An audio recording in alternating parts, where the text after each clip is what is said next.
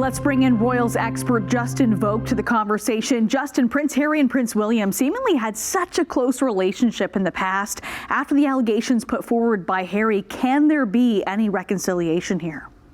I mean, I'm a bit of an optimist. I always like to think that there's room for reconciliation, and I think there is here, but it's going to be an increasingly narrow road. William is one step closer to the throne, and as his position as the future king sort of moves towards that, the chances of reconciliation are going to become more difficult because William and Kate are going to preserve the integrity of the monarchy at all costs. And this is one of those situations where if Harry and Meghan perhaps do something in the media or they really take a public swing at the crown, William and Kate might have to put duty first. And it's hard to say. It's hard to say, but it's not going to be an easy path forward regardless. How has this docuseries had an impact? Has it swayed the British people to be more on side with Harry and Meghan?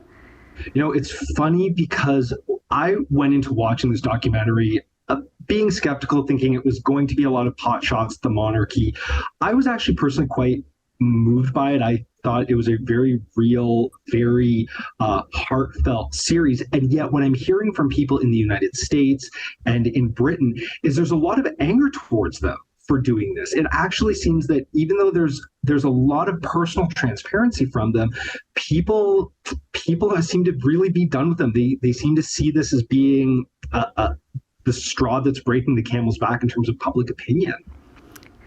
It's certainly interesting to hear that take. And in the series, they made mention that the vast majority of people within the Commonwealth, though, look a lot like Meghan. Do you see any fallout from other countries on the horizon, like we saw in Barbados last year, a decision to replace the Queen as head of state? I don't know if this documentary is going to necessarily be advancing the dissolution of the Commonwealth per se. I think it's bringing some very, very important questions and issues of diversity, inclusivity, representation into the conversation. But a lot of these wheels have been in motion for quite some time, I think. And Justin, we know there are always two sides to the story. Historically, though, the royals wouldn't speak out, but could the revelations in these episodes prompt the family or institution to do so in the future? I would be stunned if we heard Buckingham Palace say two words about this. They will most likely hold to the traditional line of not saying anything. I mean, Harry talks about that in the show, that they are told, keep your mouth shut. It's worse if you say the wrong thing versus if you say nothing.